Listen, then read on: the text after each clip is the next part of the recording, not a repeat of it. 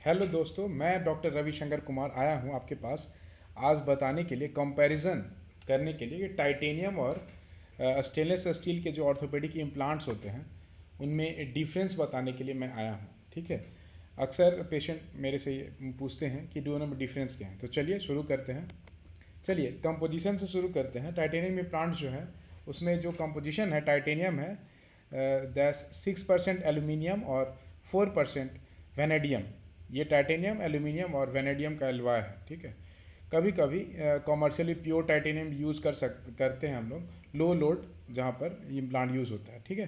तो titanium implant जो alloy use करते हैं टाइटेनियम 6% एल्यूमिनियम और 4% वेनेडियम एलॉय। ठीक है। और स्टेनलेस स्टील इम्प्लांट जो हम लोग यूज़ करते हैं उसमें 316 मतलब 316 एल एलवाई है। इसका मतलब क्या है? 316 stainless steel is an austenitic stainless steel है जिसमें आयरन है, क्रोमियम 18% है, निकल अप्रॉक्स 14% और मॉलीबेडनम at least approx 3% with low carbon content. 316 L क्या है? एल 316 जो इसमें है ये एलवाई नंबर है इन द ASIS क्या है? American iron and steel institute classification में ये एलवाई नंबर 316। और एल क्या है? इट स्टैंड्स फॉर द, ये लो कार्बन के लिए स्टैंड करता है। इसमें जो लो कार्बन कंटेंट है लेस देन और इक्वल टू 0.03% कार्बन कंटेंट। ठीक है। तो ये हुआ स्टेनलेस स्टील इम्प्लांट का। ठीक है। तो स्टेनलेस स्टील इम्प्लांट में जो मॉलीमोडेनम है वो इम्प्रूव करता है कोरोजन रेसिस्टेंस को against the body fluids, against the chlorides. Low carbon content है, सेंसिटाइजेशन का रिस्क को बचाता है। सेंसिटाइजेशन क्या है? जो क्रोमियम कार्बाइड फॉर्म होता है grain boundaries stainless steel implant में ड्यूरिंग वेल्डिंग और प्रोसेसिंग, ये कोरोजन कर सकता है, तो उसको बचाता है। सेंसिटाइजेशन के प्रोसेस को बताता है लो कार्बन कंटेंट इसमें जो है। ठीक है। क्या उसका रिस्क को बचाता है। ठीक। ऑस्टेनेटिक स्टेनलेस स्टील का मतलब क्या है? ये एक टाइप है स्टेनलेस स्टील का जिसमें नॉन मैग्नेटिक प्रॉपर्टी रहता है, कोरोजन रेसिस्टेंट प्रॉपर्टी रहता है। प्राइमरली क्यों? Due to the face centred cubic crystal structure austenite और high chromium and nickel content के चलते हैं। ठीक है।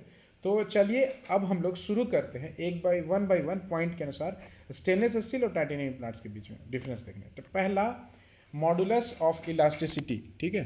तो मॉडुलस ऑफ इलास्टिसिटी क्या है? मतलब लचीलापन। ठीक है। चलिए इम्प्लांट देखते हैं। ये मेरे एक हाथ में स्टेनलेस स्टील है। ठीक है। और ये एक टाइटेनियम है। ठीक। देखिए, ठीक, ये स्टील है, स्टेनलेस स्टील और एक टाइटेनियम। ठीक। स्टेनलेस स्टील से जो बना हुआ है वो बहुत स्टिफ होता है, स्ट्रांग होता है। ठीक है। ये मुड़ नहीं रहा, देखिए लचीला कम है। और यही टाइटेनियम का जो इम्प्लांट है बहुत लचीला होता है। ठीक है। इलास्टिसिटी ज़्यादा, इसमें जो स्टिफ कम होता है, बहुत लचीला होता है टाइटेनियम इम्प्लांट। ठीक है। तो टाइटेनियम इम्प्लांट का जो मॉडुलस ऑफ इलास्टिसिटी है 110 GPa, 110 GPa के अप्रॉक्स होता है, जो बोन के लगभग क्लोज होता है, जो अप्रॉक्स 20 GPa होता है। तो इसके कारण क्या होता है? स्ट्रेस सील्डिंग का रिस्क बचता है। स्ट्रेस सील्डिंग अभी बताऊंगा आप लोगों को क्या होता है, जिसके कारण बोन हीलिंग ज़्यादा अच्छा होता है than the in titanium implants bone than the stainless steel. और ये बेनिफिशियल इम्प्लांट स्टेबिलिटी के लिए, इम्प्लांट जो हम लोग इंस्ट्रूमेंट यूज़ किए वो स्टेबल रहेगा, बोन हीलिंग अच्छा होगा और स्ट्रेस सील्डिंग का रिस्क कम रहता है। क्यों? क्योंकि मॉडुलस ऑफ इलास्टिसिटी जो टाइटेनियम इम्प्लांट्स का रहता है वो closer to the cortical bone रहता है। ठीक है। यही बात करें हम लोग स्टेनलेस स्टील के इम्प्लांट्स में, तो बहुत ज़्यादा स्टिफ होता है, ज़्यादा लचीला नहीं होता, बहुत स्टिफ होता है, बहुत कड़ा होता है, ये सख्त होता है। ठीक है। देखिए ये बहुत कड़ा होता है। ठीक।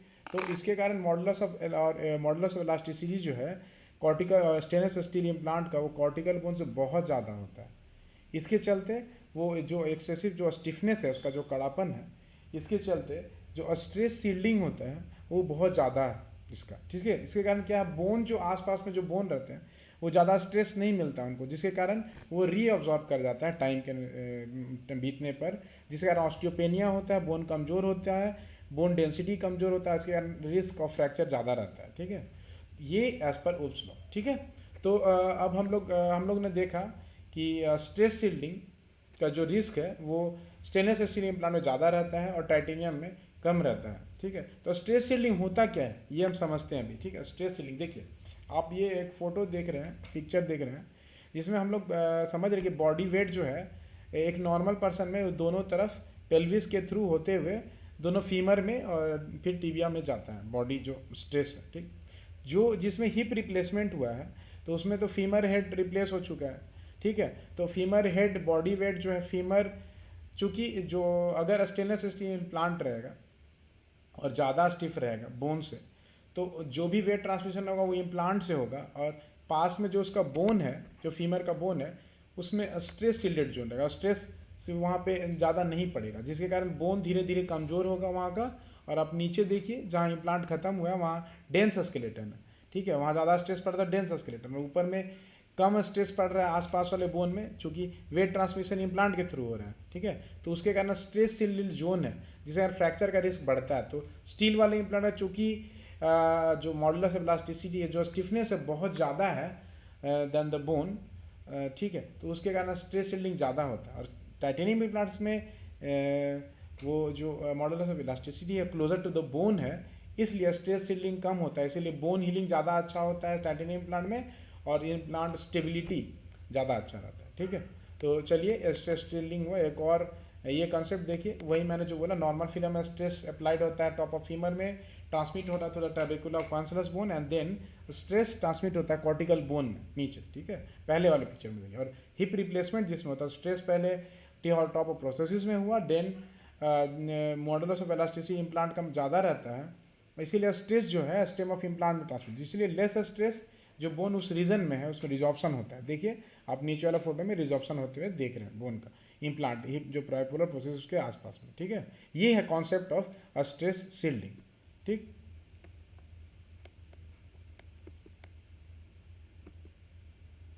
ठीक है, तो अब हम लोग दूसरा पॉइंट पर आते हैं, कोरोजन रेसिस्टेंस। पहला तो हो गया मॉडुलस ऑफ इलास्टिसिटी, स्टिफनेस वाला बात हो गया। दूसरा है कोरोजन, हिंदी भाषा में बोले जंग लगता है कि नहीं, जो स्टील है, ठीक है, तो वो ज़्यादा ससेप्टिबल है कोरोजन होने का, सर्वाइसेस क्रेवाइस कोरोजन, और पीटिंग हो जाता है उसमें। क्यों?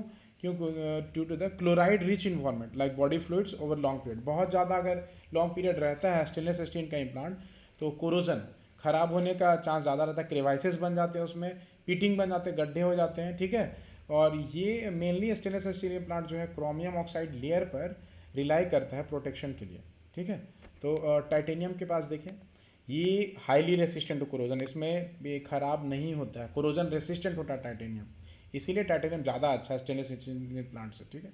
इसमें titanium oxide stable oxide layer बनाता है, जो एक्सेलेंट जिसका रेजिस्टेंस है बॉडी फ्लूइड में, वो बॉडी फ्लूइड में मेटल आयन को रिलीज नहीं करता है, इसलिए ये ऑलमोस्ट इम्यून है टू पीटिंग और क्रेवाइसिस कोरोजन इन फिजियोलॉजिकल इन्वायरमेंट, इसीलिए हाईली रेसिस्टेंट है टाइटेनियम, कोरोजन रेसिस्टेंट। यहाँ भी टाइटेनियम अच्छा है इम्प्लांट्स, स्टेनलेस स्टील के इम्प्लांट्स, ठीक है। तीसरा पॉइंट हम लोग आता है बायो कॉम्पैटिबिलिटी, ठीक है। अच्छा, तो स्टेनलेस स्टील जो है बायो कॉम्पैटिबल है, इसमें आयरन निकल और क्रोमियम होता है, लेकिन यहाँ ये मेटल आयंस आयरन निकल क्रोमियम रिलीज करता है सराउंडिंग टिश्यू में, और एलर्जिक रिएक्शंस कर सकता है, और साइटोटॉक्सिक इफेक्ट कर सकता है। इसमें वीकर बोन बॉन्डिंग, बोन के साथ ये वीक बॉन्डिंग बनाता है, और बॉन्डिंग बनाने के समय बोन के पास मोर फाइब्रस टिश्यू इंटरफेस रहता है, इसीलिए बहुत अच्छा बायोकम्पैटिबल मटेरियल नहीं है। वहीं हम लोग अगर टाइटेनियम की तरफ देखते हैं तो it is the most biocompatible material इसको कंसिडर किया जाता है, मोस्ट बायोकम्पैटिबल मटेरियल। क्यों? कारण क्या क्या? कोरोजन रेजिस्टेंस, जंग नहीं लगता है, खराब नहीं होता है, ठीक। बायो इनर्टनेस, ठीक। कैपेसिटी फॉर ऑसियो इंटीग्रेशन, ऑसियो इंटीग्रेशन क्या है? ये हड्डी के साथ पूरा अच्छे से जोड़ता है, कोई बीच में फाइब्रस टिश्यू नहीं होता है, अच्छे से बोन से जोड़ता है। हम लोग ऑसियो इंटीग्रेशन अच्छे से दिखाएंगे आपको क्या होता है, ठीक है। और हाई फैटिक लिमिट, जल्दी खराब नहीं होता है, और लो साइटोटॉक्सिसिटी, ठीक है, सेल्स को ज़्यादा डैमेज नहीं करता। ये सब के चलते ये मोस्ट बायोकम्पैटिबल मटेरियल, यहाँ भी टाइटेनियम अच्छा स्कोर किया स्टेनलेस स्टील इम्प्लांट की तरफ, ठीक है।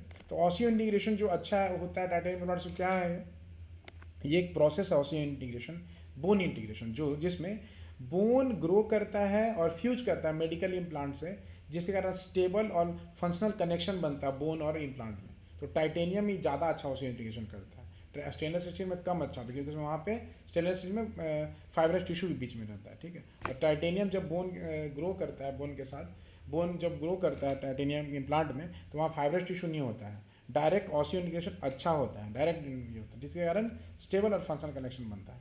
इसमें क्या होता है, direct attachment of the bone tissue जो direct attachment implant without any, कोई फाइब्रस टिश्यू नहीं होता है इसमें, ठीक है।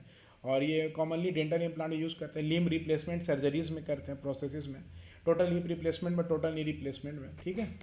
तो बेनिफिट्स क्या है इसमें, स्टेबिलिटी बढ़ाता है, अच्छे से अटैचमेंट देता है, इंप्रूव मोबिलिटी करता है, रेंज ऑफ मोशन अच्छा करता है, पेन और डिस्कम्फर्ट कम करता है ड्यू टू डायरेक्ट बोन और इम्प्लांट कनेक्शन, और बेटर फोर्स एक्सर्शन करता है, ठीक।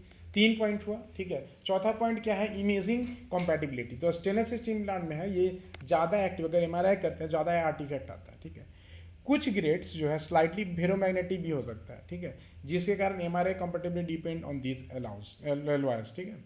तो मोस्ट जो मॉडर्न हम लोग बहुत सारे पेशेंट पूछते हैं कि स्टील के इम्प्लांट में, मिथ है ये एक्चुअली कि स्टील के इम्प्लांट में MRI कर सकते हैं कि नहीं कर सकते हैं, तो ठीक है।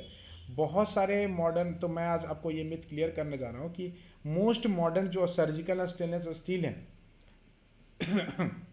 जो 316L से बने हैं, तो वो नॉन फेरोमैग्नेटिक है और ओनली वीकली मैग्नेटिक है, तो they are considered MRI safe, उसमें MRI कर सकते हैं और MRI कंडीशनल, ठीक है। तो ऐसा नहीं है कि हम लोग स्टेनलेस स्टील के इम्प्लांट में MRI नहीं कर सकते हैं जिसमें 316L वायर है, ठीक है।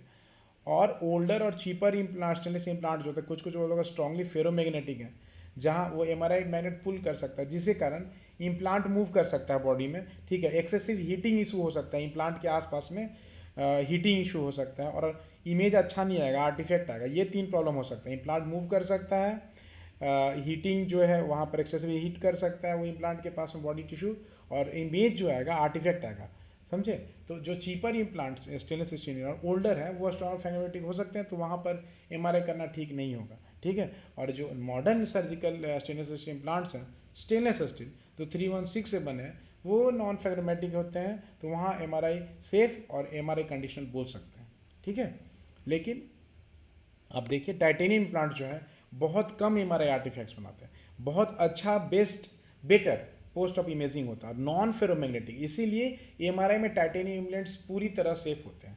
यहाँ भी टाइटेनियम इम्प्लांट्स स्क्रो अच्छा करते हैं स्टेनलेस स्टील इम्प्लांट्स, ठीक है, स्टील के इम्प्लांट्स, ठीक। कॉस्ट, पैसा, ठीक है, स्टेनलेस स्टील इम्प्लांट्स चीपर होते हैं, ईजियर होते हैं मैन्युफैक्चर के, मोस्ट एफोर्डेबल, ठीक है, बहुत अच्छा कम दाम में। अगर कुछ भी ऑपरेशन करवाना है, कम इम्प्लांट यूज़ करना कम दाम में, तो स्टेनलेस स्टील यहाँ पर अच्छा स्कोर करता है as compare to the titanium implants, ठीक है। और टाइटेनियम इम्प्लांट जो है ज़्यादा एक्सपेंसिव है, ज़्यादा दामी है, ठीक है, और वेट में आते हैं, तो टाइटेनियम इम्प्लांट जो होता है लाइटर होते हैं, हल्के होते हैं वो, ठीक है। ये आप देखिए टाइटेनियम इम्प्लांट जो है बहुत हल्का है, ठीक, और जो स्टील के इम्प्लांट भारी है, ठीक है। तो टाइटेनियम इम्प्लांट जहाँ आइडियल है, जहाँ वेट कंसिडर कर रहे हैं, ठीक है। टेम्परेचर रेसिस्टेंस, जो टाइटेनियम इम्प्लांट्स है एक्सट्रीम टेम्परेचर चेंज को सह पाते हैं as compare to better than the stainless steel के इम्प्लांट्स, ठीक है। मशीनबिलिटी, जो स्टेनलेस स्टील के इम्प्लांट्स होते हैं यहाँ अच्छा स्कोर करते हैं एज कम्पेयर टू टाइटेनियम, क्योंकि स्टेनलेस स्टील के इम्प्लांट को यूज़ करना और उसके साथ काम करना वो ईजी है दैन द टाइटेनियम इम्प्लांट, ठीक है। अब 9th पॉइंट देखते हैं, स्ट्रेंथ टू वेट रेशियो। तो टाइटेनियम इम्प्लांट जो है हाई रहता है स्ट्रेंथ टू वेट रेशियो, मतलब स्ट्रॉन्ग है और बहुत लाइट भी होता है, स्ट्रॉन्ग है 8 लाइटर दैन द स्टील, ठीक है। और स्टेनलेस स्टील ज़्यादा भारी रहते हैं सेम स्ट्रेंथ के लिए, ठीक है। फैटिक रेजिस्टेंस, जो टाइटेनियम प्लांट्स बहुत अच्छे रहते हैं, अच्छा लॉन्ग टर्म स्ट्रेंथ मेंटेन रखते हैं बहुत लंबे समय तक, जल्दी ख़राब नहीं होता। और स्टेनलेस स्टील प्लांट जो है अच्छे हैं, लेकिन फैटिक strength can decline with erosion, जल्दी इरोजन के साथ वो जल्दी ख़राब हो सकता है। तो यहाँ भी फैटिक रेजिस्टेंट में टाइटेनियम ज़्यादा अच्छा स्कोर करता है, ठीक है। अब यूजेस देख लेते हैं, तो टाइटेनियम इम्प्लांट्स जो हैं परमानेंट इम्प्लांट जो हम लोग शरीर में रह जाते हैं, जैसे total hip replacement, total knee replacement, वो कभी निकालना नहीं है इम्प्लांट, वहाँ पर अच्छा वो टाइटेनियम इम्प्लांट ही यूज़ करना चाहिए, ठीक है, क्योंकि वो परमानेंट रहेंगे, ठीक। और लोड बेयरिंग एप्लीकेशंस में भी यूज़ किया जाता है due to superior biocompatibility, osseointegration और कोरोजन रेसिस्टेंस कम होता है उसमें, ठीक है।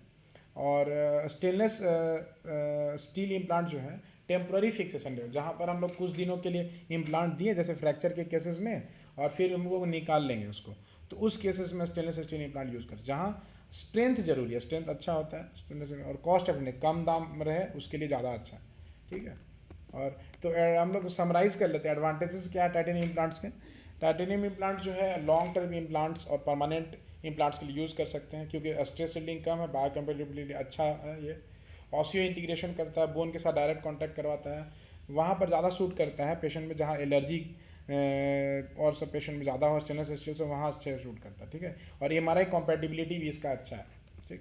डिसएडवांटेज क्या है, ज़्यादा दामी है ये, उससे मशीन काम करने में टाइटेनियम इम्प्लांट सब दिक्कत होता है, थोड़ा डिफिकल्ट होता है as compare to stainless steel implants, और कमज़ोर होता है स्टेनलेस स्टील। एक्चुअली ये जो लोअर स्टील कंट्रोवर्शियल पॉइंट है, टाइटेनियम इम्प्लांट तो ऐसे इम्प्लांट स्ट्रेंथ ज़्यादा होते हैं अच्छे, लेकिन लाइटर है, तो उस हिसाब से लोअर स्ट्रेंथ लिखा हुआ, ठीक है, ये कंट्रोवर्शियल पॉइंट, ठीक है। और advantage of the stainless steel plants implants जो है, तो स्ट्रेंथ अच्छा होता है इसमें, हायर फैटिक रेजिस्टेंस, ठीक है, लेकिन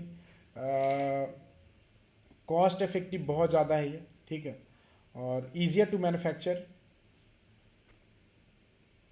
ठीक है, और suitable for the temporary fixation के लिए अच्छे होते हैं, ठीक है। तो जैसे फ्रैक्चर प्लेट, जहाँ हम लोग को जो ये प्लेट और इम्प्लांट फ्रैक्चर में दिए, फिर हड्डी जुड़ने के बाद वो निकाल लेते हैं हम लोग, ठीक है। और जो डिसएडवांटेजेस है, higher modulus mismatch with bone, modular of elasticity जो है ज़्यादा होता है, जैसे अगर स्ट्रेस शील्डिंग ज़्यादा होता है तो जो पास वाला बोन होता है जल्दी कमज़ोर होता है, फ्रैक्चर वहाँ होने का चांस ज़्यादा रहता है। निकल इंड्यूस्ड एलर्जिक रिएक्शन सेंसिटिव इन रिजल्ट्स में होता है, कोरोजन इसमें होता है over time, specially in long time implants, ठीक है। तो चलिए हम कंपैरिजन एक कर लेते हैं, ठीक है। तो ठीक है, तो समराइज़ करते हैं हम लोग, ठीक है, टाइटेनियम और स्टेनलेस स्टील के इम्प्लांट्स। पहला पॉइंट, बायोकम्पेटिबिलिटी। जो टाइटेनियम इम्प्लांट्स होते हैं ज़्यादा मोस्ट अप्रोप्रिएट बायोकम्पेटिबल सब्सटेंसेस इम्प्लांट्स हैं, ठीक है, एक्सेलेंट है।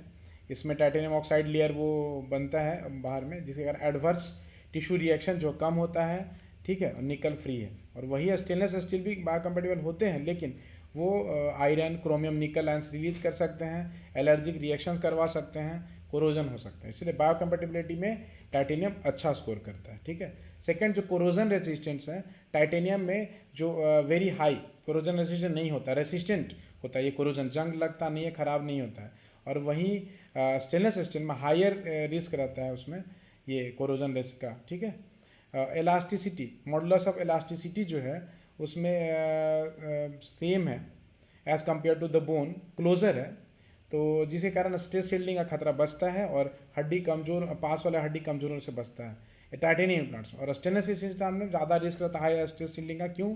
क्योंकि मॉडुलस ऑफ इलास्टिसिटी बहुत ज़्यादा है एज़ कम्पेयर टू बोन। जो इम्प्लांट है स्टिफ है, सख्त है, इसके कारण वो high risk of stress shielding रहता है, ठीक। फोर्थ है स्ट्रेंथ टू वेट रेशियो, ठीक। तो टाइटेनियम इम्प्लांट जो हाई रहता है, स्ट्रॉन्ग रहता है, एट लाइटर, वो लाइटर रहता है और उस हिसाब से स्ट्रेंथ ज़्यादा रहता है, ठीक है। और स्टेनलेस स्टील स्ट्रेंथ तो ज़्यादा रहता है, लेकिन वो बहुत ज़्यादा भारी रहता है, ठीक है। तो इसलिए एक तरह से सेम स्ट्रेंथ के लिए वो समझिए कि उसको लोअर स्ट्रेंथ हम लोग यहाँ पे कंसिडर करेंगे, ठीक है। और फैटिक रेजिस्टेंस जो है वेरी गुड इसमें टाइटेनियम इम्प्लांट्स में, लॉन्ग टर्म स्ट्रेंथ जो है मेंटेन रखता है इम्प्लांट, टाइटेनियम इम्प्लांट जो है। और स्टेनलेस स्टील में भी गुड है, लेकिन बहुत ज़्यादा बड़े नहीं, क्यों? क्योंकि वो कोरोजन के साथ साथ फैटिक स्ट्रेंथ कम होते जाता है, ठीक है। ऑसियो इंटीग्रेशन में यहाँ टाइटेनियम स्कोर अच्छा करता है, क्योंकि बोन जो है डायरेक्ट बोन के साथ टाइटेनियम ग्रो कर, मतलब bone direct bone titanium implant तक बॉन्ड करता है, ठीक है। और टाइटेनियम स्टेनलेस स्टील इम्प्लांट में ऑसियो इंटीग्रेशन अच्छा नहीं होता है, बीच में फाइब्रस टिश्यू हो जाता है, ठीक है। यहाँ भी टाइटेनियम स्कोर अच्छा किया, ठीक है। एमआरआई में नॉन फेरोमैग्नेटिक है टाइटेनियम, तो एमआरआई कॉम्पैटिबल है। और स्टेनलेस स्टील में एमआरआई आर्टिफैक्ट हो सकता है, मूवमेंट कर सकता है, हीटिंग इशूज़ कर सकता है। और कुछ एलॉयज़ में जो ओल्डर चीपर है वहाँ पर एमआरआई सेफ नहीं कंसिडर किया था। हालांकि 316L जो मॉडर्न स्टेनलेस स्टील प्लांट्स हैं वहाँ एमआरआई कर सकते हैं हम लोग, विथ कुछ रिस्क, जो मूवमेंट, हीटिंग इशूज़ हो सकते हैं और आर्टिफैक्ट्स भी ज़्यादा होंगे, ठीक है। और कॉस्ट जो है वो टाइटेनियम इम्प्लांट्स में लेकिन ज़्यादा होते हैं, और जिसको कम दाम में अपना काम करवाना है, फ्रैक्चर का ट्रीटमेंट या कुछ भी ट्रीटमेंट कराना है, इम्प्लांट लेना है, तो स्टेनलेस स्टील का इम्प्लांट लीजिए, ठीक है। तो ये हुआ समराइज, ठीक है। चलिए, तो आशा करते हैं आप टाइटेनियम इम्प्लांट्स और स्टेनलेस स्टील इम्प्लांट कौन अच्छा है, किसका क्या एडवांटेज है, किसका क्या डिसएडवांटेज है, आप लोग अच्छे से समझ पाए होंगे। और अगर आप यहाँ तक आए हैं तो आपको बहुत बहुत धन्यवाद, आपने पूरा वीडियो देखने के लिए बहुत बहुत धन्यवाद। जय हिंद, जय भारत। मैं doctor Ravishankar Kumar, orthopaedic consultant, Baharampur, Murshidabad, West Bengal. Thank you.